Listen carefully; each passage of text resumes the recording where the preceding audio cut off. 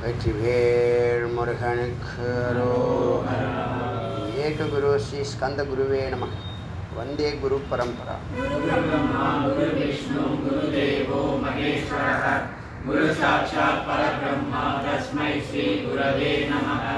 குரவே சர்வலோகானாம் விஷ்ணே பவரோகிணாம் வினயே சர்வவித்யானாம் ஸ்ரீ தட்சிணாமூர்த்தே நமः. ஓம் பத்ரம் கர்ணேபி ஸ்ருணுயாம தேவாः பத்ரம் பக்ஷ்யாமஹிஷயத்ராः ஸ்திரைரङ्गैस्तुष्टुवास्मश्रणोभिः यशेम देवहितं यदायुः. स्वस्ति न इन्द्रो वृद्धश्रवाः स्वस्ति न पूषा विश्ववेदाः स्वस्ति न साक्षर्यो अरिष्टनेमिः स्वस्ति न बृहस्पतिः ददातु. ॐ शान्ति शान्ति शान्तिः. இன்னைக்கு தத்துவமசிங்கிற தலைப்பில் மனனத்துக்காக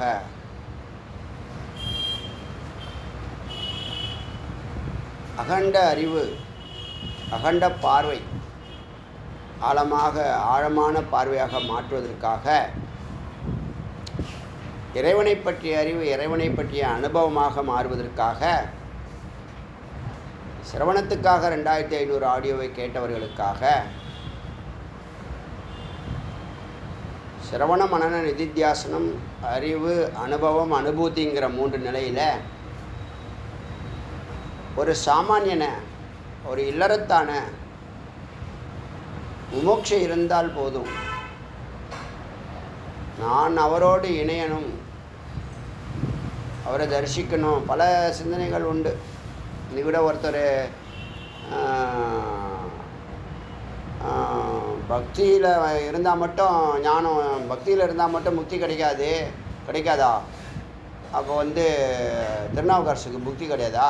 திரும்ப பிறப்பாரான்னு ஒரு கமெண்ட்ஸ் போட்டிருக்காரு. அருளாளர்கள் பூர்ணமானவர்கள். அவர்களுக்கு ஞானத்தினால பூர்ணமானவர்கள். அவங்க அவதரித்த நோக்கம் இருக்கும், அந்த காரியத்தை நடத்திட்டு போயிடுவாங்க. திருநாவுக்கரசோட நம்மளை போய் கம்பேர் பண்ண முடியுமா? சாமானியர்களுக்காக உபனிஷத் சொல்லுகிறது. புரிஞ்சுக்கணும். இந்த ஏகதேசின்னு ஒரு வார்த்தை இருக்குது. ஒரு பகுதியை மட்டும் படிச்சுக்கிற, முன்னாடி விட்டுறது, பின்னாடி விட்டுறது, நடுவில் இருக்கிற விஷயத்தை பேசுகிறது. அப்படி இருக்கக்கூடாது. பக்தியில் இருக்கிறவங்களுக்கு முக்தி கிடையாதான்னா முக்தி உண்டு. பக்தி 33% முக்தி உண்டு. பக்தி யோகமாக மாறணும், யோகம் ஞானமாக மாறணும். அப்போ திருநாவுக்கரசு போன்றவர்களுக்கு, அப்பர் போன்றவர்கள் எல்லோரும் ஒன்று தான். அவங்களுக்கு பக்தியில் தானே கடைசி வரைக்கும் இருந்து தாசிய மார்க்கத்தை ஏற்று இறைவனடி சேர்ந்தாங்கன்னு. அவங்கெல்லாம் அது ஒரு நாடகம், அது திருவிளையாடல். அவர்கள் பூரணமானவர்கள், அவர்கள் அவதரிக்கிறவர்கள், அவதார புருஷர்கள். அவதார புருஷர்களும் சாமானியர்களும் ஒன்றா இல்லை. இந்த அறிவு வேற்றுமையை புரிஞ்சுக்கணும். எளிமையாக சொல்லணும். அதான் அப்படி தான். எக்ஸாம்ஸனை எக்ஸாம்பிளாக சொல்லக்கூடாது. Exams are not example. எக்ஸாம்ஷன்ஸை கொண்டு எக்ஸாம்பிளாக காட்டக்கூடாது. அதாவது ஏதாவது ஒன்று அப்படின்னு பரவாயில்ல, அறியாமல் இல்லை, தெரியும். நிறைய பேருக்கு அந்த சித்தாந்தத்தை விட்டு வெளியில் வர்றதுக்கு, சத்தியத்துக்கு வர்றதுக்கு இடிக்குது.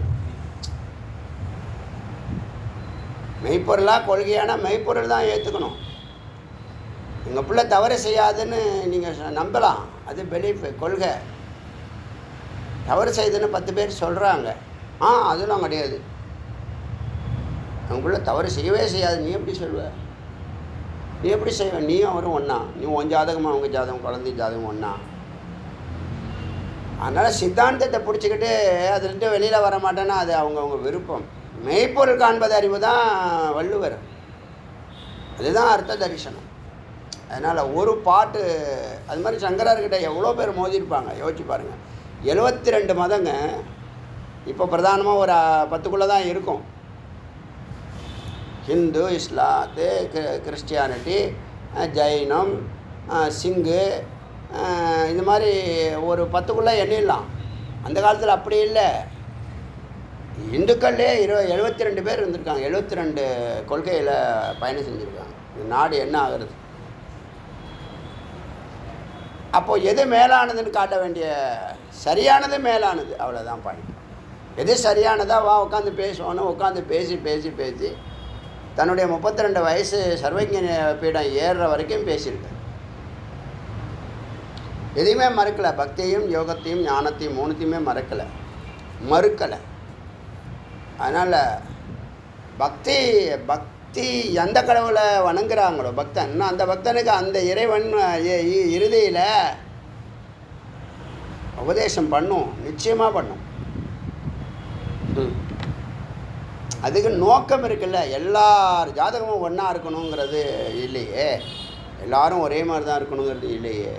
நிறைய எக்ஸம்ஷன்ஸ் இருக்குது, நிறைய கர்மாஸ் இருக்குது, நிறைய லோகங்கள் இருக்குது, நிறைய வேற்றுமைகள் இருக்குது, அறிவு முறைகளில் ஏற்றத்தாழ்வு இருக்குது, மேடு பள்ளம் இருக்க தான். அது சரி செய்வதற்கு தான் இந்த முயற்சிகள் எல்லாம் செய்யப்படுகிறது. அதனால் அவர் ரொம்ப ரொம்ப டீசெண்டாக கேட்டிருந்தார். அப்போ அவங்க அருளாளர்கள்ங்கிறது அவருக்கு தெரியும். பக்தர்கள் அதாவது நீ கைது, நான் பந்தம், நான் அடிமைங்கிறத உன்னுடைய அனுபவம் அஞ்ஞானத்தினால ஏற்பட்ட அனுபவம். அஞ்ஞானத்தினால நீ கைது, நான் பந்தன், நான் அன்பான் நீ நினச்சிட்டு இருக்க. அதுக்கு ஞானந்தான் அதை விடுவிக்கக்கூடிய மருந்து. அப்போ ஞானந்தான் அஞ்ஞானத்தை நீக்க முடியும். இருட்டாக இருக்குன்னா வெளிச்சம்தான் இருட்டை போக்க முடியும். இப்போ அஞ்ஞானத்தினால நீ கைது செய்யப்பட்ட ஒன்று ஞானத்தினால தான் விடுதலை செய்ய முடியும். அஞ்ஞானத்துக்கு போய் பக்தியை நான் கொண்டு போய் கொடுக்குறேன்னு சொல்ல முடியாது. பக்தி 33% ஏற்றுக்கிறோம். பக்தியும் யோகமும் ஞானமும் தான் பூரணம். ஒன்றுக்கு ஒன்று கனெக்டட், பிரித்து பார்க்கக்கூடாது, தவறு அது. பக்தி ஆதாரத்தில் தான் யோகம். யோகம்ங்கிறது என்னது? பக்தி ஆதாரத்தில் அந்த பரம்பரையில் தரிசனம் வரைக்கும் போகிற, அவரோட 2 கலக்கணும்னு நினச்சிட்ட அது யோகம். அதுக்கான முயற்சி எல்லாம் யோகம். சேர்ந்துட்ட அது ஞானம். இப்படி போகணும், இப்படி திரும்பணும், இப்படி வலது பக்கம் திரும்பணும், இடது பக்கம் வரும், பள்ளம் வரும், மேடு வரும், அதெல்லாம் சொல்கிறது ஞானம். ஏன்னா வழி அப்படி இருக்க, சூக்ஷ்மமாக இருக்கிற. அதனால் அந்த கமெண்ட்ஸுக்கு பதில் கொடுக்கணுன்னு விருப்பப்பட்டேன். நானும் எந்த ஒரு கல்மஷம் இல்லாமல் சொல்கிறேன். ஒரு ஏகதேசமாக இல்லாமல் மொத்த ஆடியோ கேளுங்க. மொத்த ஆடியோ கேட்டால் தான் பூரணமாக புரியும். ஏகதேசமாக இருக்கக்கூடாது. அது மாதிரி சங்கரரை நிறைய பேர் கேட்டிருக்காங்க, அவர் பதில் சொல்லியிருக்கார். நானும் பொறுமையாக பதில் சொல்ல தயாராக இருக்கிறேன். ஏன்னா தெரியாமல் கேட்குறாங்க. விதண்டாவாதம் பண்ணுறதுல அர்த்தம் இல்லை, நேரம்தான் வீணாக போகும். அதனால் பக்தனாக இருக்கிறவன் யோகியாக மாறணும், யோகியாக இருக்கிறவன் ஞானியாக மாறணும், ஞானியாக இருக்கிறவன் சொரூபமாகணும், பரம்பொருளாக மாறணும், சொரூபத்துக்கு போயிடணும், தன்னுடைய சொரூபத்துக்கு போயிடணும். ஏன் அது ஞானந்தான் அதை விடுவிக்கணும்? அஞ்ஞானத்தினால ஏற்பட்ட பிரச்சனை இது. ஞானந்தான் அதுக்கு மருந்து. பக்தியால் ஏற்பட்ட பிரச்சனைனா பக்திக்கு பக்தனோ பகவானோ அதுக்கு மருந்து போடுவாங்க. ஞானத்துக்கு ஞானி தான் மருந்து போட முடியும். அது புரியுதில்ல, வித்தியாசம் புரியறதில்ல. இந்த நோய்க்கு இந்த மருந்துன்னு இருக்குல்ல. நீ அஞ்ஞானத்தில் தான் நீ அல்போன்னு. இப்போ நீங்கள் அனுபவம் என்னவா இருக்கே, அவர் வேறு நாம் வேறேன்னு இருக்கிறோம். இப்போ நம்ம இதுக்கு போனோமே கர்நாடகா, மாத்வாஸ் அவங்க என்ன துவைத்தம், கடவுள் வேறு நாம் வேறுங்கிற அனுபவத்தில் இருக்கிறவங்க. சரிப்பா, கடவுள் வேறு நீ வேறு, நீங்கள் எங்கேருந்து வந்தீங்கன்னு கேளுங்களேன். நீங்கள் எங்கேருந்து வந்தீங்க? கடவுள் வேறு ஒத்துக்கிறேன், நீங்கள் எங்கேருந்து வந்தீங்க? உங்களுடைய ஆர்ஜின், உங்கள் தாத்தா பாட்டி பறை யார்? யாரோ ஒன்றுலேருந்து தான் வந்தாகணும். எல்லோரும் ஒன்றுலேருந்து தான். அப்புறம் மாத்வாஸ் அவங்க போயாச்சு. அவங்கெல்லாம் இதில் அத்வைதம் வந்துட்டாங்க. இப்போ இல்லை, ரொம்ப கம்மியாக இருக்காங்க. கர்நாடகா சைடில் மட்டும் இருக்குது. அங்கங்கே ஸ்ப்ரிட்டாக இருக்கலாம். அவங்களும் கம்ப்ளீட்டாக சைவத்துக்கு வந்துட்டாங்க. அத்வைத நிலைக்கெல்லாம் யாராலும் போக, உபனிஷத்துங்கிற வார்த்தையே கேட்க முடியாது. அதான் சொன்னேன்னே, அன்றைக்கி போனோமே சர்வஜ பீடம் கர்நாடகா. எங்கே விட்டீங்களோ அங்கேருந்து ஆரம்பிக்கிறீங்க. உங்களை பார்த்து அப்படி தெரியுதா? இந்த சரீரத்தை வச்சு நான் சொல்ல முடியாது. ஆண் பெண்ணெலாம் அங்கே பேதம் இல்லை. எங்கே விட்டீங்களோ அங்கேருந்து நீங்கள் அந்த பயணத்தை தொடர்றீங்க. இல்லைன்னா வேதாந்தம் உங்களுக்கு பிடிக்குமா? சுவைக்க முடியுமா? அமிர்தமாக இருக்குமா? ஆனந்தமாக இருக்குமா? அமைதியாக இருக்குமா?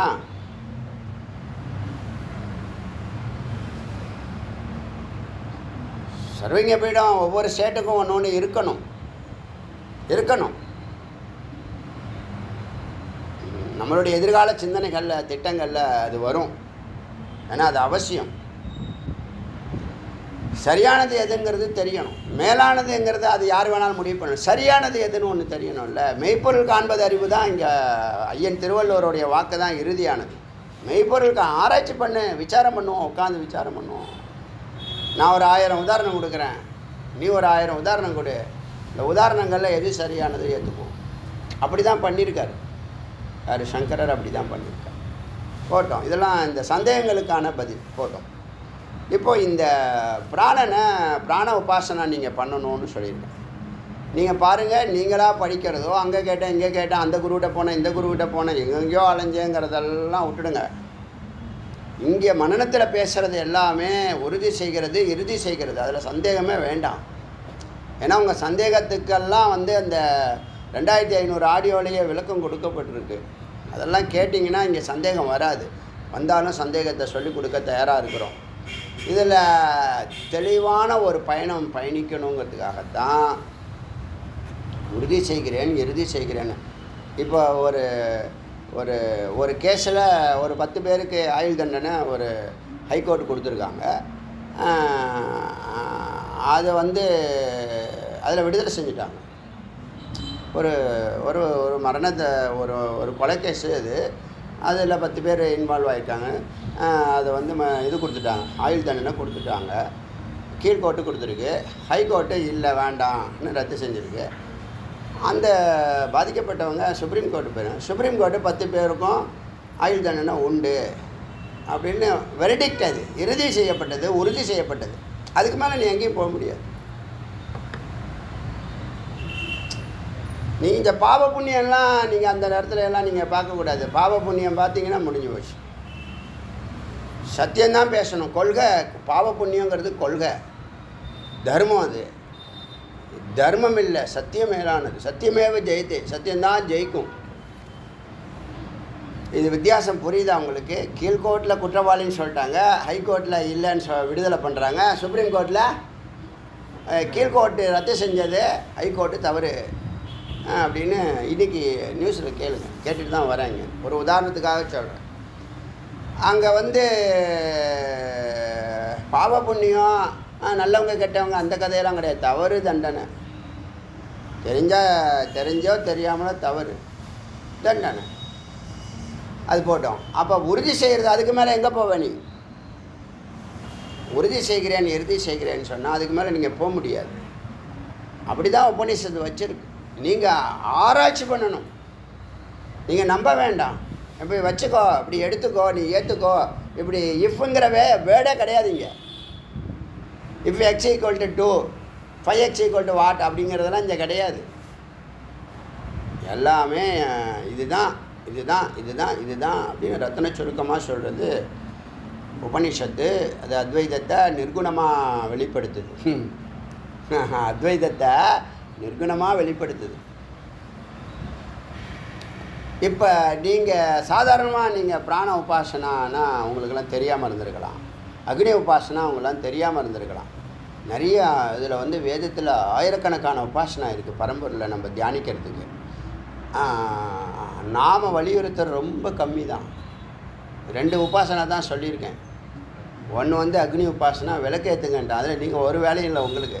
நீங்கள் அப்பப்போ அதை தரிசனம் பண்ணணும். அதுதான் உங்களுக்கு வேலை. அப்பப்போ அது விளக்கு எரியுதா அப்படின்னு தரிசனம் பண்ணணும். அக்னி அணைய விடாமல் இருக்கணும்னு நீங்கள் நினைக்கணும். அதான் அதனால் என்ன கிடைக்குதுன்னா பிராணசக்தி கிடைக்கிறது. பிராணசக்தி தான் இந்த உலகத்தினுடைய எல்லாமா இருக்குது. பிராணன் சக்தி வடிவம். நீ சக்தி வடிவம்னு எடுத்துக்கிட்டாலும் சரி, அம்பாள்னு எடுத்துக்கிட்டாலும் சரி, மகாவிஷ்ணுன்னு எடுத்துக்கிட்டாலும் சரி, ஜெகத் மாயா, தோன்றும் நிற்கும் மறையும். அது அதனுடைய சுபாவம். சொரூபம் அதுக்கு கிடையாது. சொரூபம் சிவபரம்பொருள் தான் சொரூபம். மாயா தோன்றும் நிற்கும் மறையும். ஏன்னா உண்மையாக இருந்தால் போகாது, உண்மையாக இருந்தால் போகாது, பொய்யாக இருந்தால் வராது. இது பொய்யும் இல்லை உண்மையும் இல்லாததாக இருக்குது. இப்போ சத்தியம் தோன்றாது, நிற்காது, மறையாது. அது ஒரே மாதிரி சாந்தமாக சீரான சமநிலையில் இருக்கு. மாயா தோன்றும் நிற்கும் மறையும். இப்போ இருள் சூன்யம், நம்ம பார்வைக்கு இருட்டாக இருக்குது ஒன்றும் தெரியாது, சூன்யமாக இருக்குது எம்டியாக இருக்குது ஒன்றும் தெரியாது, வெட்ட வெளியாக இருக்குது ஒன்றும் தெரியாது. ஒன்றும் தெரியலையா இல்லையா? தெரியல, இருக்குது, பரமாணுவாக இருக்கும். கண்ணால் பார்க்கக்கூடிய பொருளாக அது இல்லை, அது சூட்சுமமாக இருக்குது. இருக்கா இல்லையா? வேல் பூஜைக்கு நிறைய தேவதைகள் வராங்க, நம்ம கண்ணுக்கு தெரியல, ஆனால் ஃபோட்டோஸில் அது வெளிப்படுதா, தெரியுதா இல்லையா? நம்ம கண்ணோட அது நுட்பமாக இருக்குது லென்ஸு. நம்ம லென்ஸை விட ஒத்துக்கிறீங்களா இல்லையா? உங்கள் மானுடத்துக்கு ஒரு 300 மீட்டர் கேப்பில் நீ பொருளை பார்க்கலாம், அவ்வளோதான். மேக்ஸிமம் 500 மீட்டர் பார்க்கலாம். அதுக்கு மேலெல்லாம் அனுமானத்தில் தான் நீ பார்க்கணும். அவனை நடையுடைய பாவனையை வச்சு தான் நீ கண்டுபிடிக்கணும். அப்போ இந்த கண்ணுக்கு ஒரு லிமிட்டேஷன் இருக்குங்கிற அறிவு, உங்கள் கண்ணுக்கு ஒரு லிமிட்டேஷன் இருக்குது, ஒரு கெப்பாசிட்டி இருக்குது. ஞானத்துக்கு கெப்பாசிட்டி அந்த லிமிட்டு கிடையாது, அன்லிமிட்டட். கண் இல்லாமலே பார்க்கும், காது, இதெல்லாம் ஒரு ஒப்புக்கு தான் இந்த கண் காது மூக்கு எல்லாம். கண் இல்லாமல் பார்க்கும், காது இல்லாமல் கேட்கும். அப்போ அக்னி உபாசனா எரியவிட தொடர்ந்து எரியணும், அணைய விடாமல் பார்த்துக்கணும். அணையா விளக்க ஒரு பக்கம் இருக்கணும். எல்லா வேதாந்திகளுக்கும் சொல்கிறேன், செஞ்சு பாருங்கள். பிராமண சமுதாயத்தில் அக்னிஹோத்திரிக்கு மகத்தான மரியாதை உண்டு. ஏன்னா பரம்பரையாக ஒன்றும் செய்யலை, அக்னியை பாதுகாத்து வராங்க. அப்படி பாதுகாத்தா தான் அக்னிஹோத்திரமா? இப்படி பார்த்துனா அக்னிஹோத்திரி இல்லையா? எப்படி பார்த்தாலும் அக்னிஹோத்திரி தான். நீ அகபூஜை பண்ணாலே அக்னிஹோத்திரி. இது உன் குடும்பத்தாருக்காக, கர்மத்தில் இருக்கிறதுனால, சம்சாரியாக இருக்கிறதுனால, குடும்பம் விளங்கணுங்கிறதுக்காக, வீட்டில் பிராணசக்தி நிறைஞ்சிருக்கணுங்கிறதுக்காக அணையா விளக்கு ஒன்று எரியட்டும். இங்கே இருக்கிற யாராவது அதை மறுக்க முடியுமானா மறுக்க முடியாது. ஒரு விளக்கு வீட்டில் எரியட்டும் அப்படிங்கிறது சரியா தப்பா? செலவாகலாம் சொல்லாதீங்க, அதெல்லாம் அல்பம். நீங்கள் பண்ணுற செலவெல்லாம் 1க்கு 100 உடங்கும், 10 மடங்காக வந்துடும். ஆரம்பிக்கும் போது தான் பயம் இருக்கும், ஆரம்பிச்சிடுங்க, அது விசாமல் வண்டி ஓடிக்கிட்டே இருக்கும். பயப்படக்கூடாது. டவுட் இருந்ததுன்னா குரு கேட்கணும், தெளிவாக புட்டு வச்சுருவாங்க ஒரு பாயிண்ட்டு. இப்போ அதனால் கிடைக்கக்கூடிய பிராணசக்தியை நீங்கள் பிராணாயாமமாக பயன்படுத்தணும். பிராணசக்தியை பிராணாயாமமாக பயன்படுத்தணும். இந்த மந்திரங்கள்லாம் அப்புறம் மந்திரங்கள் இதை தான் சொல்லுது. நான் இப்போ எதை இறுதிப்படுத்துகிறேனோ அதை தான் மந்திரங்கள் சொல்லுது, இன்டைரக்டாக சொல்லுது. நீங்கள் லைஃப்பில் கேரி அவுட் பண்ணுறதுக்காக இதெல்லாம் சொல்கிறோம், நிறைய சொல்லலை. அதில் அக்னி விளக்கேற்றி வைக்கிறதுல ஒன்றும் இல்லை. பிராணாயாமம் எப்போதும் உட்கார, இது ஒரு உபாசனையாக பண்ணுங்கள். இவ்வளோ நாள் மூச்சை பிடிச்சிக்கிட்டு ஒரு ஜடமாக செஞ்சுட்டு இருந்திருக்கலாம். இப்போ அதுக்கு லைவ் கொடுங்க, உயிர் கொடுங்க. ஓங்காரத்தை ஓம்னு சொல்லாமல் அப்பாவை கூப்பிட்ற மாதிரி பிரியமாக கூப்பிடு அப்படி சொல்லுவேன். அப்போ ஏகாந்தம் 1 மணி நேரம் ஓங்காரத்துக்கும் பிராணாயாமத்துக்கும் சிந்தனா விசாரத்துக்கும் தியானத்துக்கும் 4 ஞானத்தினுடைய பகுதிகள் அங்கே வேலை செய்யுது.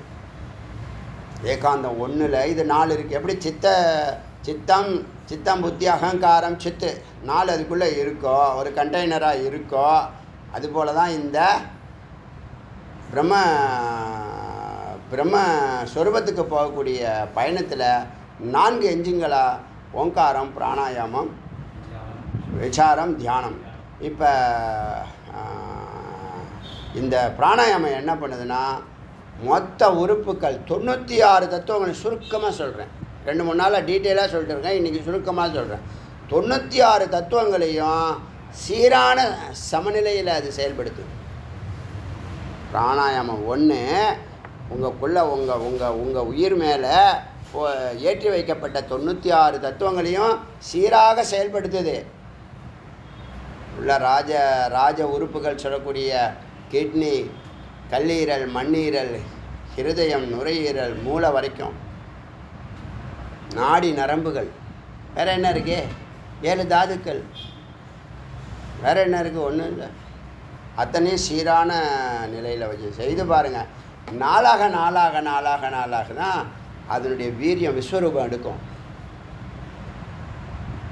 அதனால் சொல்கிறத செய்யுங்க. இது பாயிண்ட்டு. இப்போ அப்படி என்னச்சு பிராணனுக்கு? பிராணன் தான் சக்தி வடிவம். சக்தி தோன்றாமல் இருந்தால் சக்தி எனர்ஜி, தோன்றினால் மேட்டர் பொருள். எனர்ஜி மேட்டர்னு சொல்லுவோம். அணுக்கள் கூட்டம். அணுக்கள் கூட்டமாக இருக்கும்போது கண்ணுக்கு தெரிஞ்சிச்சுன்னா அது பொருள், கண்ணுக்கு தெரியலைன்னா அது சூக்ஷ்மம். இப்போ வெட்ட வழியாக இருக்குது, சூன்யமாக இருக்குது, இருட்டாக இருக்குது, இல்லைன்னு சொல்கிற மாதிரி இருக்கே. தூக்கத்தில் என்னவா இருக்கே? தூக்கத்தில் என்னவா இருக்கே? தூக்கத்தில் ஒன்றுமே இல்லை. தூக்கத்தில் ஒன்றுமே இல்லை, ஒன்றுமே அறியலை. ஆனால் நான் நல்லா தூங்குனேன்னு சொல்கிறீங்க. இல்லை நான் நல்லா தூங்கலைன்னு சொல்கிறீங்க. நல்லா தூங்குனேன்னு சொல்கிறது யார்? அப்போ அங்கே நீ இருக்க. இல்லைன்னு சொல்கிறது யார்? இல்லைன்னு சொல்கிறதுக்கு ஒருத்தவங்க இருக்கான் இல்லையா? அந்த இருக்கிற ஒருத்தந்தான் நீ. அதுதான் நிலையானது. அதனால் பிராணாயாமம் பரமதபக அப்படிங்கிற வார்த்தையை வெறும் மேலோட்டமாக எடுத்துக்காமல் பிராணாயாமத்துக்கு பிரியாரிட்டி கொடுங்க. ஒன்று போதும். அடியான் இது ஒன்று தான் உங்களுக்கு சொல்கிறேன். ஓங்காரம் ஒரே ஒரு மந்திரம் தான் சொல்லியிருக்கேன். கர்மாவில் பிராணாயாமம் ஒன்று தான் சொல்லியிருக்கேன். ரெண்டாச்சா? அப்புறம் விசாரம், தியானம். இப்போ இந்த சக்தி வடிவம் இருளாக இருக்குது, வெட்ட வெளியாக இருக்குது, கண்ணுக்கு தெரியாமல் இருக்குது, இருளாக இருக்குது, சூன்யமாக இருக்குது, கண்ணுக்கு தெரியாமல் இருக்குது. அது சேர்ந்தா அக்னி, நிலம், நீர் எல்லாம் இப்போ எல்லாத்தையும் புட்டு வைக்க போகுது. அழகாக சொல்லுது. அப்போ பிராணன் எவ்வளோ முக்கியத்துவம் எடுத்திருக்குன்னா, சக்தி வடிவம் பிராணன். சக்தி பிராணனை வச்சு தான் உலகத்தை இயக்குகிறாள். உங்களை காலையில் எழுப்புறது யாருன்றீங்க? பிராணன் தான் எழுப்பு. அது வெயில் காலத்தில் சீக்கிரம் தூக்கம் கலைஞ்சிரும். பாவம் சில பேருக்கு 6 மணியே ரொம்ப சீக்கிரமாக கலைஞ்சிரும். ஏன்னா பொதுவாக 8 மணி 8:30 மணிக்கு தான் ஏந்துப்பாங்க. ஏன்னா நைட்டு 12:30 1 மணி வரைக்கும் பேசிக்கிட்டு இருந்தேன், தூக்கம் வரல அப்படிம்பான். பெரிய இது மாதிரி. மழை காலத்தில் 9 மணிக்கு நான் தூங்க போகிறேன் அப்படின்னு தூங்க போயிடுவான். காலையில் லேட்டாக தான் எழுந்துப்பான். இப்போ நைட்டு எப்போ படுத்தாலும் காலையில் சீக்கிரம் எழுந்தேன்னா பிராணசக்தி எடுத்துக்கிட்டு அவர் வந்துடுவார். எவர்? சூரிய பெருமாள், சூரிய நாராயண பெருமாள் பிராணசக்தி எடுத்துக்கிட்டு, தம்பி ஏந்திரிங்க, பொழுது விடிஞ்சிடுச்சு தம்பின்னு எழுப்பி விட்டுருவாங்க. அதனால் இப்போ பிராணன் எல்லாமாக இருக்கிறது. நேற்று பார்த்த நடுவாக இருக்கிறது, பிரம்மமாக இருக்கிறது, சித்தாக இருக்கிறது, எது வேணாலும் சொல்லலாங்கிற மாதிரி அது எல்லாத்தையும் சொல்லிடுச்சு. ஒன்றுமே விட்டு வைக்கல. இன்றைக்கி யாத்தே தனூர் வாச்சி பிரதிஷ்டிதா, உடம்பில், வாக்கில், உடம்பில் எது தொடு உணர்வாக இருக்கோ, வாக்கில் எது பேச்சாக இருக்கோ, ஸ்ரோத்திரம் காதில் எது கேட்கும் சக்தியாக இருக்கோ, சக்ஷுஷி கண்ணில் எது பார்க்கும் சக்தியாக இருக்கோ, மனசி மனதில் எதெல்லாம் பற்றக்கூடிய அஸ்மிதா, ராகத்வேஷம், அஸ்மிதா ராகத்வேஷம், அப்புறம் மரண பயம், இதெல்லாம் மனசுடைய சந்தேகம், காமக்ரோதாதிகள் எல்லாம் மனதினுடைய பற்று. பிடிக்கும், போய் பிடிச்சிக்கும். இது எனக்கு பிடிக்கும், இது எனக்கு பிடிக்கும், இது எனக்கு பிடிக்கும்னு இது போய் அதை பிடிச்சிடும். கிடைக்கலன்னா பெருமூச்சு விடும், அதையே சிந்திச்சு கிடக்கும். அந்த மனசில் சந்ததா தொடர்ந்து இருப்பது பிராணனே. மனமாகவும் வாக்காகவும் சக்ஷுவாகவும் பொறியாகவும் புலனாகவும் இருப்பது பிராணனே. இது பஞ்சபூதத்தினுடைய குணம். அது பஞ்சபூதத்தினுடைய குணம். அது எது தொடுது? காற்று தொடுது. எதை பார்க்குறோம்? அக்னியை பார்க்குறோம் இல்லையா? சவுண்டு, ஆகாயம் சவுண்டு, அப்புறம் காற்று, அப்புறம் பார்வைக்கு அக்னி, சுவைக்கு நீர், வாசனைக்கு மண். ஐம்புலன்களுக்கு ஐம்புலன் கனெக்ஷன் ஆகுதா? இந்த பஞ்சபூதங்கள் நம்ம உடம்புல இருக்கா இல்லையா? ஸோ நம்ம யாரும் தனித்து இல்லை, எல்லாருமே இன்டர் கனெக்டட். இந்த மூலக்கூறுகளுக்கு படம் போட்டு சட்கோணமாக போட்டு ஒன்று கனெக்ஷன் இருக்கும். மூலக்கூறுகள் படம் 10th கெமிஸ்ட்ரி புக்கில் இருக்கும். சிஹெச்2 மீத்தேன் ப்ரோபேன் பியூட்டேன் வரும். ஒன்றும் உபயோகம் இல்லை, நான் படித்து வேஸ்ட். சந்ததா சிவாம் தாம் குரு உத்கிரமிஹி மோத்கிரமிஹி, தொடர்ந்து நம்மை மேன்மைப்படுத்துது. சிவம்னாலே மேன்மை, தொடர்ந்து நம்மை மேன்மைப்படுத்துவது. தாம் குரு மா உத்கிராமின்னு என்னை விட்டு போயிடாது, இந்த உடம்பை விட்டு போயிடாத அப்படின்னு ஒரு பிரார்த்தனையை ஒரு முமுட்சு பண்ணுறதா இந்த மந்திரம். இது 158.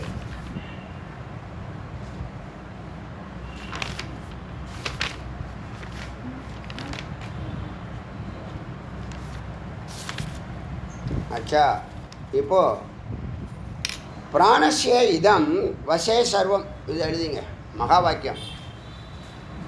பிராணஸ்யேதம், பிராணஸ்ய இதம்ங்கிறது தான்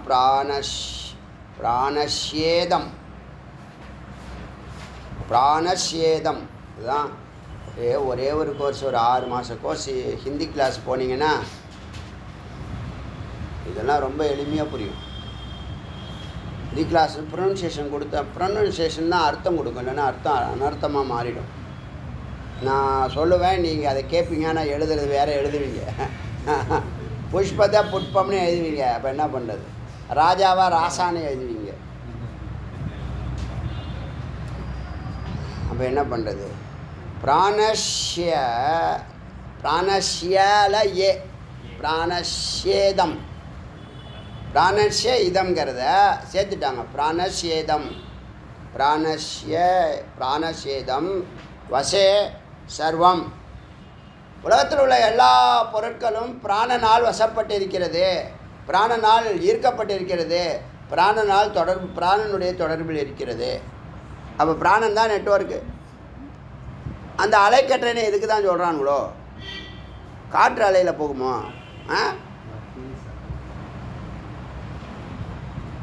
3G 4Gலாம் சொல்கிறாங்களா, 5Gலாம் சொல்கிறாங்களே,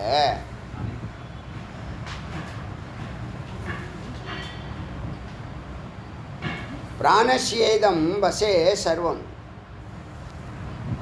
பிராணசக்தி வசம் இந்த உலகம். அப்போ இந்த உலகத்தில் இருக்கிறது எல்லாம் பிராணனே. அணுவாகி பரமாணுவா எனர்ஜி, அணு அதுக்கு மேலே, அப்புறம் பொருள், அணுக்கள் கூட்டம் பொருள்.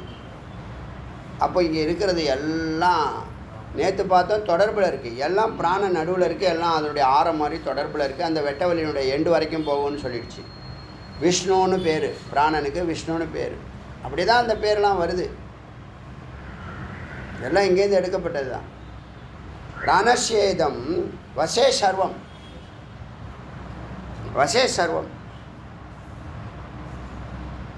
சர்வமாக இருக்கக்கூடிய, எல்லாமாக இருக்கக்கூடிய, சகலமாக இருக்கக்கூடிய எல்லாம் பிராணன் வசப்பட்டது, அதனுடைய கண்ட்ரோலில் இருக்குன்னு அர்த்தம்.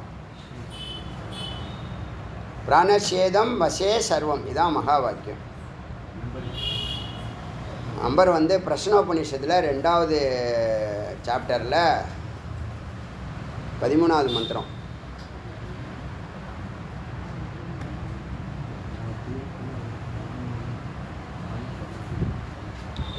இங்கே மட்டும் இல்லை, 3 லோகத்துலேயும் இந்த பிராணன் கண்ட்ரோல் பண்ணுதான். பூஹு புவகா ஸ்வக. அங்கெல்லாம் காற்று கிடையாது இல்லை, செவ்வாயில் காற்று கிடையாது இல்லை. ஆமாம், அட்மாஸ்பியர் வரைக்கும் தான் காற்று இருக்குன்னு இது சொல்லுது. அந்த 3 லேயர் காற்று இருக்குதுன்னு சொல்லுது. 3 லேயருக்கு காற்று இருக்குங்குது மந்திரம். 3 திவே எத்து பிரதிஷ்டிதம், இது இந்த காற்றானது 3 உலகங்களுக்கு பரவி நிற்குது. மாதேவ புத்திரான் ரக்ஷஸ்வ, ஒரு தாய் தன்னுடைய குழந்தையை பாதுகாப்பது போல, ஏ பிராணனே, பிராணசக்தியே, சீ கொடு பொருள் கொடு, ஐஸ்வர்யம் கொடு, பிரஜா ஞானம் கொடு, ச விதேகி ந இதி எங்களை காப்பாற்றுவாயாக, எங்களை வழிநடத்துவாயாக. இப்போ நல்லா என்ன புரிஞ்சுக்கிறீங்கன்னா, சிவம் சக்தியை வச்சு இந்த உலகத்தை இயக்குகிறதுனா சக்தி பிராணனை வைத்து பொருட்களை எனர்ஜியாகவும் மேட்டராகவும் வழி நடத்துகிறது. பிராணஸ்ய இதம் வசே சர்வம். அப்போது பிராணனுக்கு எவ்வளோ பவர் பார்த்தீங்களா? பிராணனுக்கு எவ்வளோ பவர். அதனால் பிராணாயாமம் பரமதபக. அதில் கும்பகம் மேலானது. கும்பகத்தை கொஞ்சம் கொஞ்சமாக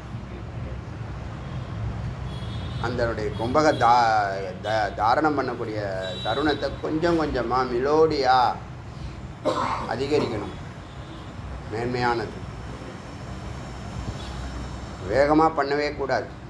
அதை ஹைனம் கௌசல்ய. அடுத்தது கௌசல்ய.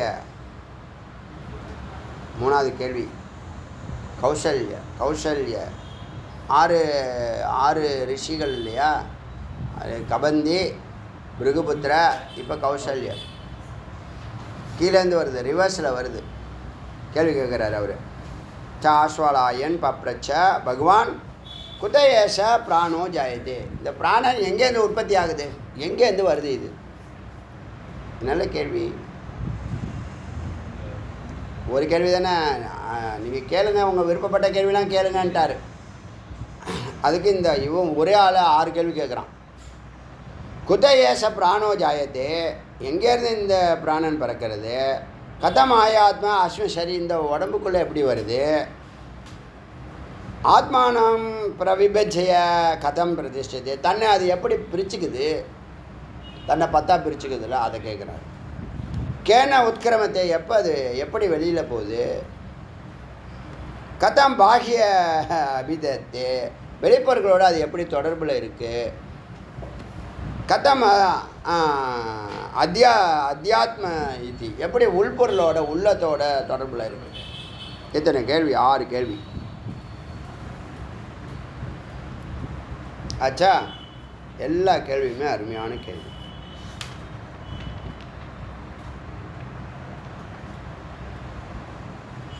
சரி. ஆத்மானம் ஏஷ பிராணோ ஜாயத்தே, இது மகா வாக்கியம். இது எழுதிங்க. நம்மளாம் என்ன நினச்சிட்டு இருந்தோம்? இத்தனை நாளாக காற்று வெளியிலேருந்து உள்ளே வருதுன்னு நினச்சிட்டு இருந்தோம். உள்ளேருந்து தான் வெளில வருது, வெளில போயிட்டு உள்ளே வருது. உயிரிலேருந்து தான் காற்று வெளிப்படுது சொல்லுது பாருங்க. எழுதுங்க. எல்லாமே நம்ம அனுபவத்தில் நம்ம வெளியிலேருந்து உள்ளே வருது. அப்புறம் உயிருக்குள்ளே உடம்பில் உயிர் இருக்குதுன்னு சொல்கிறோம். அப்புறம் உடம்பை விட்டுட்டு போச்சுன்னு சொல்கிறோம். உடம்பை விட்டுட்டு போகல, உடம்பை விட்டுட்டு உயிர் போகல, உயிரை விட்டுட்டு தான் உடம்பு போகுது. உயிரோட கனெக்ஷனை உடம்பு தான் கட் பண்ணுது, உயிர் கட் பண்ணல. உயிர் எப்பயுமே நெட்வொர்க். புரியுதா? அப்போ நம்ம உள்ளே இருக்குங்கிறோம், அது எங்கும் இருக்குது. இப்போ அனுபவத்தில் என்ன இருக்குது? இதெல்லாம் கண்டுபிடிச்சோமா இல்லையா? எப்படி இந்த வேதம் இதெல்லாம் சிந்திக்கலான்னு நம்ம சிந்திப்போமா? அடியன் பேசுகிறேன்னா வேரியேஷன் தான் பேச முடியும், மூலத்தை பேச முடியாது. மூளை நான் கண்டுபிடிக்கலை. வேணால் அதுக்குள்ளே போய் ஆராய்ச்சி பண்ணி பல வருஷங்கள் தபஸ் பண்ணால் அந்த ஆசீர்வாதம் கிடைக்கும். இப்போ இருக்கிறத வேரியேஷன் தான் சொல்லிக்கிட்டே வரும். அதில் கொஞ்சம் உங்களுக்கு புரிகிற மாதிரி சொல்கிறோம். பெருசாக நம்ம ஒன்றுமே செய்யலை. என்னை பொறுத்த வரைக்கும் அடியன் ஒன்றும் செய்யலை. செய்யணும்னு விருப்பப்படுறோம், அது சந்தர்ப்பம் வரும்போது செய்வோம். அந்த ஒன் வேர்டு ஃபார்முலா, ஒரு வார்த்தையில் ஊர் மாற வேண்டும்னு சொல்கிறோம்ல, அந்த வார்த்தையை கண்டுபிடிக்கணும். இருக்குது, அந்த வார்த்தை இருக்குது. நேற்று சொன்னேன், இந்த உயிர் எது சொன்னாலும் செய்யும். இந்த ஆத்மா எது சொன்னாலும் செய்யும். வயலூர் முருகன் கோயிலில் எழுதி போட்டிருக்காங்க, கேட்டது கிடைக்கும், நினைத்தது நடக்கும்னு எழுதி போட்டிருக்காங்க. விஸ்வநாத ஐயர் எனக்கு அதை உபதேசமாக பண்ணார். நம்ம கோயிலே அது மாதிரி எழுதி போடணுண்டான்னாரு. கேட்டது கிடைக்கும், நினைத்தது நடக்கும் அப்படிம்பாரு. சர்வசித்தி வேறு ஒன்றும் இல்லை. ஒரு புள்ளியில் இருக்கு. 1 கோடி சிஷ்யர்கள் ஒரு புள்ளியில் இருக்கிறார்கள். நான் அவர்களை சந்திக்க வேண்டும், அந்த புள்ளியை சந்திக்க வேண்டும். இதுதான் பாயிண்ட். ஒரு புள்ளியில் சொரூபம் இருக்கிறது, நீ அங்கே அந்த புள்ளியை சந்திக்க வேண்டும். இருக்கும் இடத்தில் இரு, தன்னில் தானாய். சம்சிதம் நன்றாக பொருந்தி, சம்ஹிதம் நன்றாக பொருந்தி, குருவோடு நன்றாக பொருந்தி இருந்தால் சம்சிதமாவாய். சம்ஹிதம் குருவோடு பொருந்துதல், சம்சிதம் ஸ்வரூபத்தோடு பொருந்துதல். ஆத்மானம் ஏஷ பிராணோ ஜாயத்தி. ஆத்மா எங்கேருந்து வருதுன்னு, ஆத்மா இந்த பிராணன் எங்கேருந்து வருதுன்னு கேட்டல, பிராணன் ஆத்மாவிலிருந்து வெளிவருகிறது. ஆத்மானம் ஏஷ பிராணோ, ஆத்மாவில் இந்த பிராணன் பிறக்கிறது. அனுபவம் என்னவா இருக்கு? வெளியிலேருந்து காற்று வருது, நம்ம சுவாசிக்கிறோம், வெளியில் போகுது வருது, வெளியில் இருக்கிற காற்றை நம்ம சுவாசிக்கணும். இப்போ ஞானிகள் அதை என்ன பண்ணுறாங்க, இந்த உள்ளேருந்து வர காற்றை வெளியில் விட மாட்டுறாங்க. நாம் என்ன பண்ணுறோம், வெளியில் உள்ள காற்றை உள்ளே பிடிச்சி வச்சுக்கிறோம், விடுறோம், பிடிச்சி வச்சுக்கிறோம். அவங்க உள்ளேருந்து வர காற்றை வெளியில் விட்றதில்ல, உள்ளே சுத்த விட்டுறாங்க, டைரக்ஷனை மாற்றிடுறாங்க. உள்ளே வெளியவே மேலும் கீழுமாக மாற்றி விட்டுறாங்க. மேலும் கீழுமாக இருக்கிறத ரவுண்டாக மாற்றி விட்ருவாங்க, சக்கரமாக மாற்றி விட்ருவாங்க. மேலே சகசிராரத்தில் சுற்றின்னு இருக்கும். கர்ப்பகிரகத்தை நம்ம சுற்றுவோம்ல, முதல் பிரகாரத்தை சுற்றுவோம்ல, கர்ப்பகிரகத்துக்கு உள்ளே போய் சுற்றுறீங்களான்னு கேட்கக்கூடாது. கர்ப்பகிரகம்னா அதை சுற்றின முதல் பிரகாரம். அப்படி சுத்த விடுறதுனால அவங்களுக்கு காற்று அவசியம் இல்லை.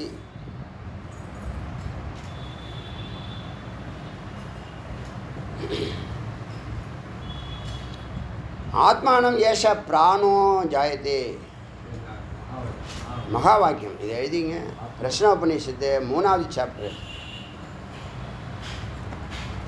3வது மந்திரம்.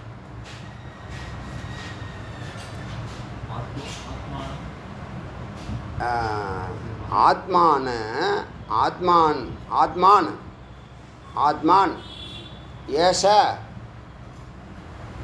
ஆத்மான ஏஷ பிராணோ ஜாயத்தே. ஆத்மான ஏஷ பிராணோ ஜாயத்தே. ஆத்மாவில் இந்த பிராணன் பிறக்கிறது. ஆத்மானேஷுன்னு வரணும், ஆனால் ஆத்மானு தான் இருக்குது. அதில் இருக்கிறது தான் எழுதியிருக்கேன் மந்திரம். ஆத்மானேஷ் ஆத்மான்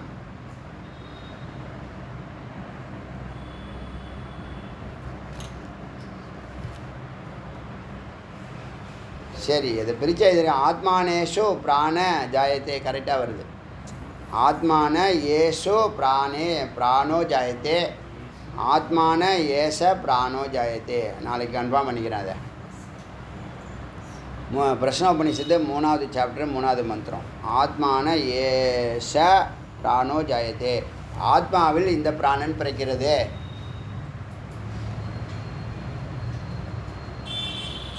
ஆத்மாவில் இந்த பிராணன் பிறக்கிறதுனா அப்போ பிராணன் உயிர் இல்லைங்கிறத புரிஞ்சுக்கணும். பிராணன் தான் உயிர்னு சொல்லிகிட்டு இருப்பாங்க. எல்லாமே உயிர் தான். இப்போ அது க்ளீனாக சொல்லி ஆத்மா வேறு பிராணன் வேறுங்கிறத சொல்லிடுதா. அப்போ இது சித்தாபாசம். சத்து செயல்படாத ஆதார சக்தி சிவமாக இருக்கிறது, அமைதியாக இருக்கிறது, ஆனந்தமாக இருக்கிறது, அசையாது இருக்கிறது, எங்கும் இருக்கிறது, எப்போதும் இருக்கிறது.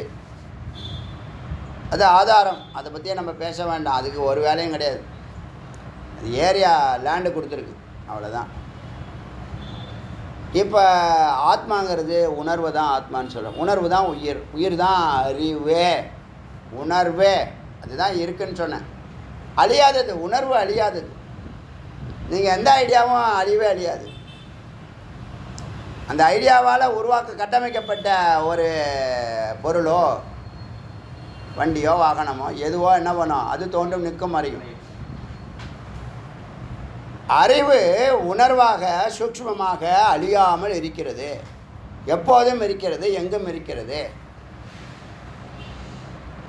உங்கள் மூளைக்குள்ளே சித்தத்துக்குள்ளே எல்லாம் என்னவா இருக்கு, அறிவாக தான் இருக்குது.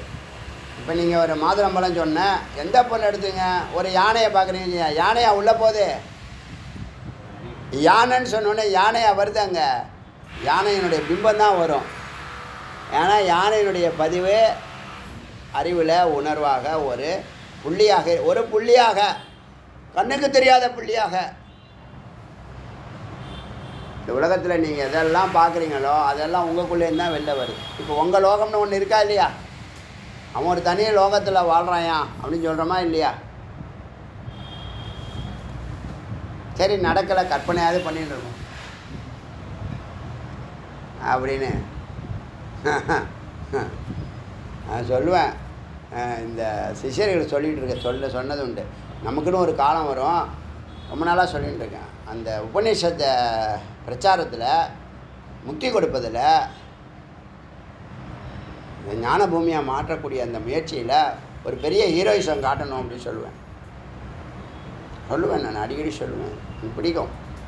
மெஜஸ்டிக்காக கம்பீரமாக நடந்து போகணும். மக்கள் கூனி குறுகி போயின்னு இருக்காங்க, பயந்து அஞ்சு நடுங்கி போயின்னு இருக்காங்க, பயப்படுறாங்க, எல்லாத்துக்கும் பயப்படுறாங்க. எதுக்கு பயப்படணும்? ஏதோ அவங்களுக்கு ஒரு அனுபவம் உள்ள என்ன பண்ணுது, அந்த லோகத்துக்குள்ளே இந்த மனசு சும்மா இருக்க முடியாது. கொதிப்படையை வச்சுட்டு நெருப்பை வச்சா என்ன பண்ணும்? உள்ள சாந்தமாக கீழே நெருப்பை வச்சுக்கிட்டு சாந்தமாக கவலைப்படாத, துக்கப்படாத, பயப்படாத அப்படி சொன்னால் உபதேசம் நிற்குமா? இதெல்லாம் சுட முடியாத இடம் ஒன்று இருக்குது, அங்கே போய் உட்காந்துணும். அதுதான் துரியம், நிஷ்டை, சம்சிதம். இப்போ இந்த ஆத்மாவில் பிராணன் பிறக்கிறது. அப்போ உயிரில் பிராணன். அப்போ தான் என்ன சொன்னோம், சித்தனுடைய பிம்பம் தான் பிராணன். சித்து யாருன்னா சத்தினுடைய பிம்பம் தான் சித்து. சத்து சித்தை வைத்து வேலை செய்கிறது. சத்து அறிவை பயன்படுத்தி, சத்து அறிவை கேடயமாக வைத்து.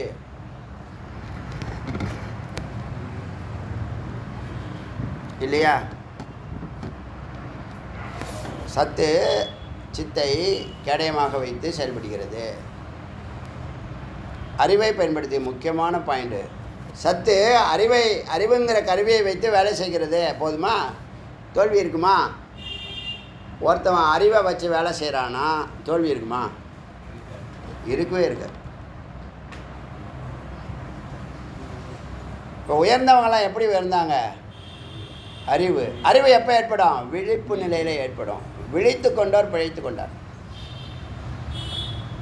எல்லாமே விழிப்பு நிலை தான்ப்பா.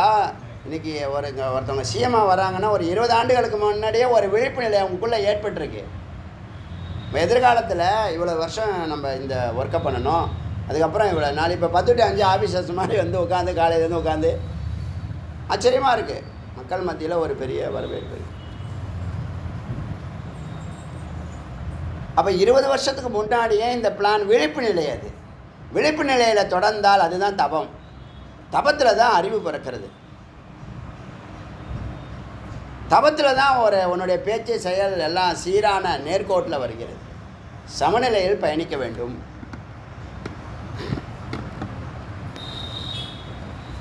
நீ எங்கேயா இருக்க கொள்கை இருக்கட்டும், இன்றைக்கி அப்படி இருக்கும். நமக்கு நீண்ட பயணம் இருக்குது. ட்ரைவ் பண்ணிகிட்டு இருக்கோமா இல்லையா? மெதுவாக போகிறோம். பின்னாடி சைக்கிள்லாம் நம்மளை ஓவர்டேக் பண்ணி போட்டோம். நம்ம என்ன இந்த ஃப்ளைட்டை என்ன பண்ணுவாங்கன்னா ஓரமாக நிப்பாட்டியிருப்பாங்க, மெயின் ரோட்லேயே நிப்பாட்ட மாட்டாங்க. அது டேக் ஆஃப் பண்ணுறதுக்கு முன்னாடி இவங்கெல்லாம் இந்த ஓரத்தில் வந்து எல்லோரும் ஏற்றிக்கிட்டு அது வந்து மெயினுக்கு வர வரைக்கும் அரை மணி நேரத்துக்கு மேலே எடுக்கும்.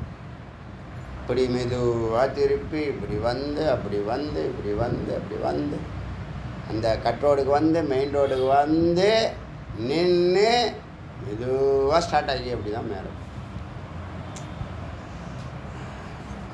அதுபோல் நாம் தெளிவாக பயணிக்கிறோம். இப்போ பிராணன் என்பது சித்தாபாசம், சித்தனுடைய மெயின் கருவி, அறிவை வைத்து செயல்படுகிறது. அதனால தான் பெருமாளை புத்தி தத்துவம்னு சொல்லுவாங்க.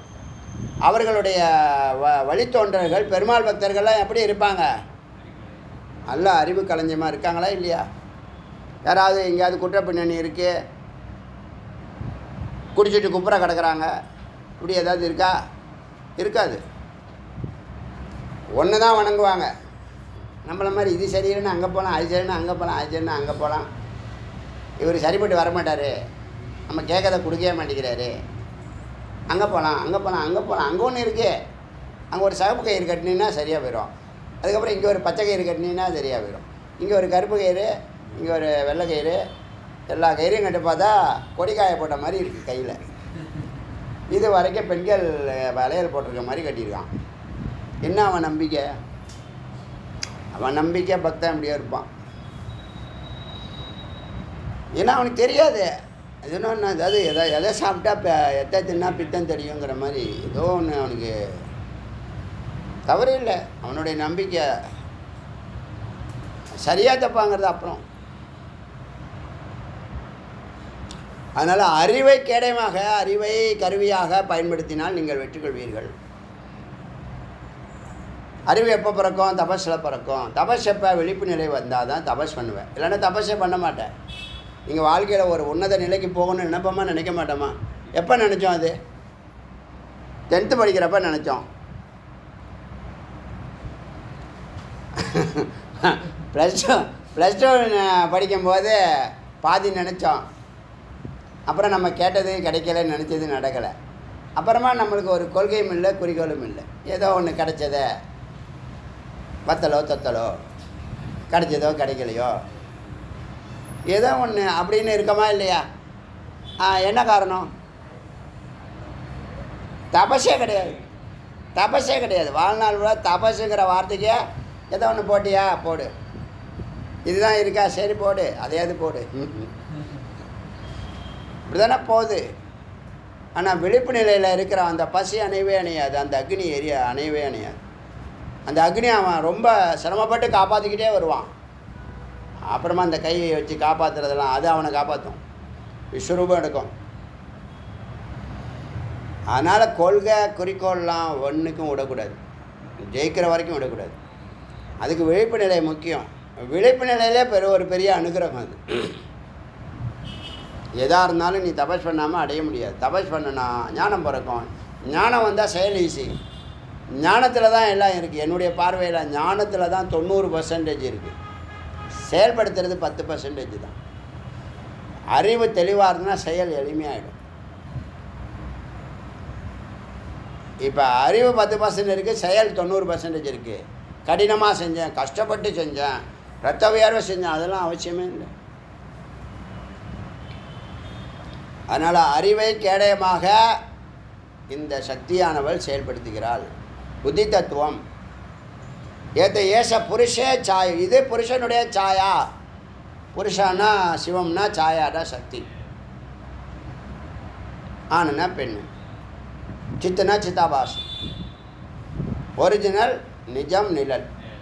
அதான் ஏஷா புருஷே சாயா, சாயை, புருஷனுடைய பிம்பம். மனம்னு சொல்லுவோம் அதை, பிராணனை.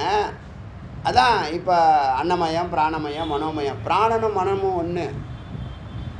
பிராணன் சீராக இருந்தால் மனம் சீராக இருக்கும். அதுக்கு தான் பிராணாயம். பிராணன் தான் மனம்.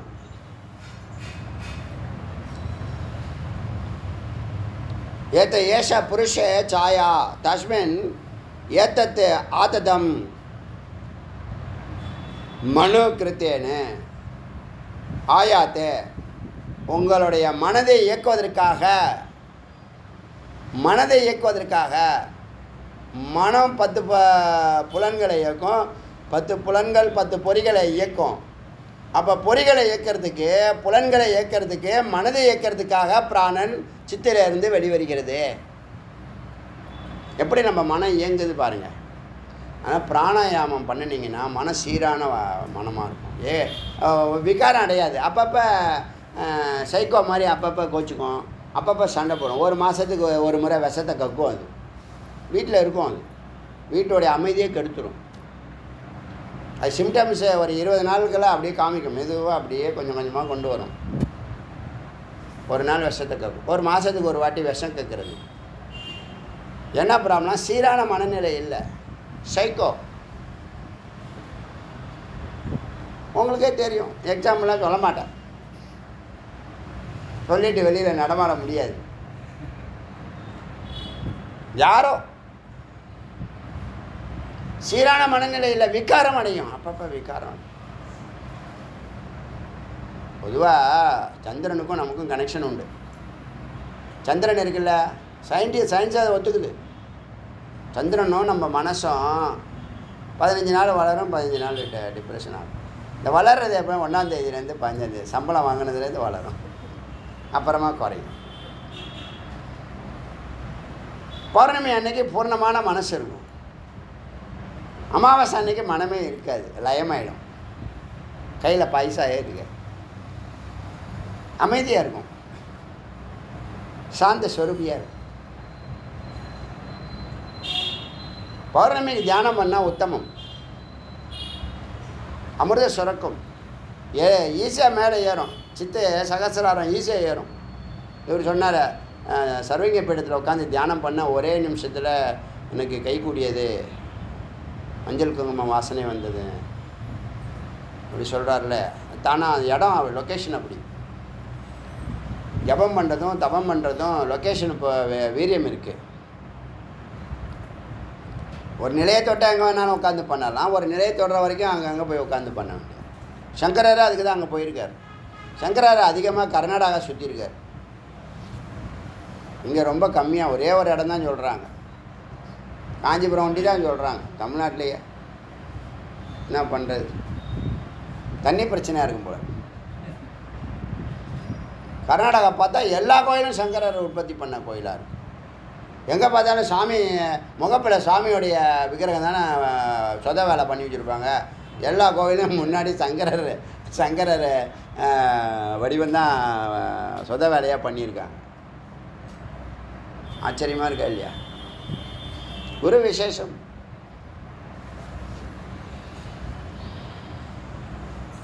மனதை இயக்குவதற்காக பிராணன் சித்திலிருந்து வெளிப்படுகிறது. மனதை இயக்குனா மனம், சித்தம், புத்தி, அகங்காரம் எல்லாம் அதுக்குள்ளே அடக்கும். பொறி புலன்கள் 36 தத்துவமாக அடக்கும்.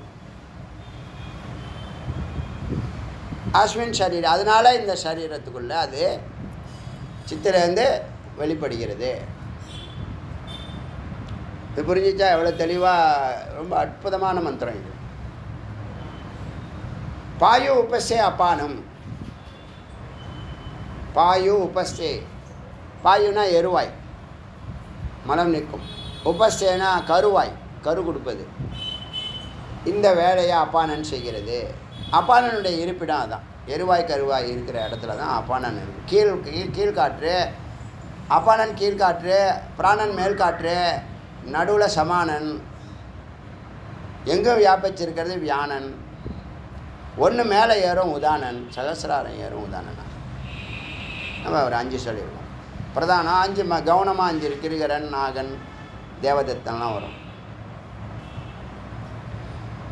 இப்போ பாயு உபஸ்தே அப்பானன் இருப்பிடம்.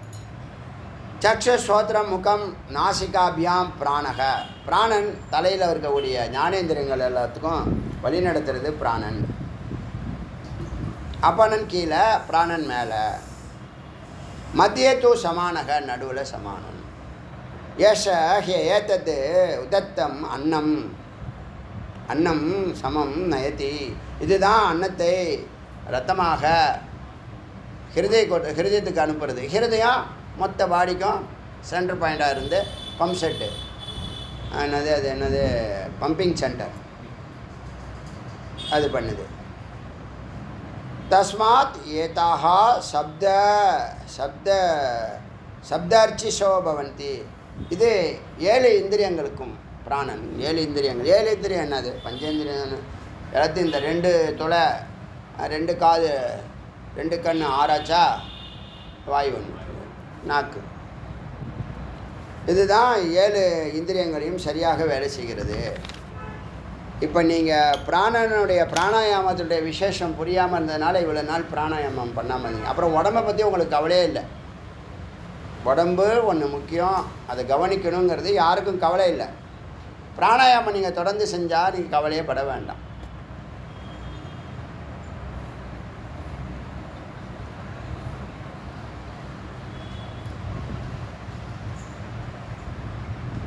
சரி, அருமையான மந்திரம். இப்போ ஹிருதி ஹேஷா ஆத்மா. சித்து இருப்பிடம். சித்து எங்கே இருக்குது? பிராணன் சித்துலேருந்து வந்துச்சுன்னு சொன்னால, சித்து எங்கே இருக்குது? அந்த கேள்விக்கு பதில் ஹிருதி ஏஷ ஆத்மா. இந்த ஆத்மா ஹிருதயத்தில் இருக்கிறது, நடுவில் இருக்கிறது. நடுவுன்னு எங்கே வேணாலும் வச்சுக்கலாம், பூர்வ மத்தியம் வச்சுக்கலாம், சகசிராரம் எடுத்து வச்சுக்கலாம். ஜென்ரலாக ஹிருதயம்னு சொல்கிறோம் இல்லையா, நெஞ்சுக்குழி, அதுதான் நடு, அதுதான் ஹிருது. அப்போ சித்த இருப்பிடம் ஹிருது. எங்கும் இருக்கே, அங்கே தொடர்பு கொள்ளலாம். ஒரு டேங்க்லேருந்து மேலேருந்து தண்ணி வருது, பைப்பு ஃபுல்லாக தண்ணி இருக்கும், டேப்பில் தான் திறக்க முடியும். தொடர்பு கொள்ளணும்னா டேப்பில் தானே திறக்க முடியும். அது மாதிரி ஹிருதி ஹேஷ ஆத்மா, இது மகா வாக்கியம். உயிர் எங்கே இருக்குன்னு சயின்ஸ் சொல்ல முடியுமா? சொல்லுது பார்த்தீங்களா? சொல்லது தைரியம் வேணுமே. ஹிருதி ஹேஷு ஏஷ ஆத்மா. சித்தின் இருப்பிடம் இதயம். சித்தின் இருப்பிடம் இதயம்.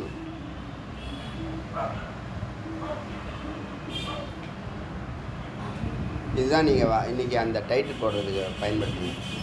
சித்த இருப்பிடம் இதயம், உயிர் இருக்குமிடம் இதயம். உபனிஷத் சொல்வது. ஹிருதி ஏஷ ஆத்மா. அத்திர ஏகசதம் நாடீனாம் தாசாம் சதம் ஏகை கஸ்யாம் द्वासप्तति वृत्तिशाखा नाडी सहस्राणि भवन्त्यासु வியானச்சரதி. இப்போ ஆத்மா ஹிருதயத்தில் இருக்கிறதா? ஆத்மாவின் இருப்பிடம் இதயம். அங்கே 101 நாடிகள், அங்கிருந்து பிரதான நாடிகள், சென்டர் பாயிண்ட் 101 நாடிகள் சுற்றி ஒரு வட்டம் போட்டு, அந்த வட்டத்திலேருந்து ஆரங்கள் மாதிரி உடம்பு ஃபுல்லாக பரவுறதுக்கு 101 நாடிகள். 101 × 100 அப்படி போட்டு துவாசப்தசி 72,000 பிரான்ச்சஸ். அப்படி ஒவ்வொரு 101 × 72,000, 1 × 72,000, 1 × 72,000, 1 × ஒவ்வொரு ஷாக்காவுக்கும் 72,000 நாடிகள். அதுதான் 73 கோடின்னு சொன்னது. முன்னாடி சொன்னது இந்த கணக்கு தான். அது மந்திரம் இருக்குது. மக்கள் வந்து 72,000 பிடிச்சிக்கிட்டாங்க. இன்னும் சொல்லப்போனால் 100, இன்னும் சொல்லப்போனால் 10 தசநாடின்னு சொல்லுவாங்க. இன்னும் சொல்லப்போனால் 3 இடா பிங்களா சுஷ்மனா. இன்னும் சொல்லப்போனால் 1 சுஷ்மனா. தத்துவமசி மாதிரி அது. 11,000 மந்திரம், 72,000 நாடிகள், ஒரு நாடி ஆயிடுச்சு, சுஷ்மனா நாடி ஆயிடுச்சு. அதுபோல் துவாசப்தசி துவாசப்ததி பிரதி ஷாக்கா, ஒவ்வொரு ஷாக்காவுக்கும் × 1000 போட்டு 72,000 போட்டு, இது வியானச்சரதி. இது வியாழனாக, வியாழன் இது எல்லா 73 கோடி நாடிகளுக்குள்ளேயும் வியாழன் பரவி நிற்கிறது. இப்போ உங்களை உடம்பை தொடு உணர்வு எங்கே தொட்டாலும் தொடுறது தெரியுதில்ல, அதுக்கு காரணம் வியாழன் இருக்கிறதுனால தான். வியாழன் இல்லைன்னா அது ஏன்னா எங்கேயும் பரவி இருக்கு, உடம்பு ஃபுல்லாக பரவி, வியாப்தம்னு தான் வியாழன்.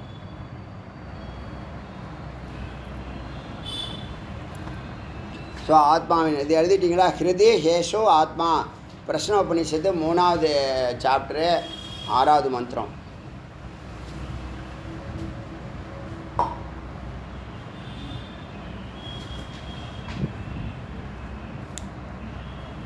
இது வரைக்கும் இருக்கட்டும். 164 எத்தனை மகா வாக்கியம் சொல்லியிருக்கேன் இன்றைக்கி? இதெல்லாம் அப்போ சொன்னால் புரியுமா?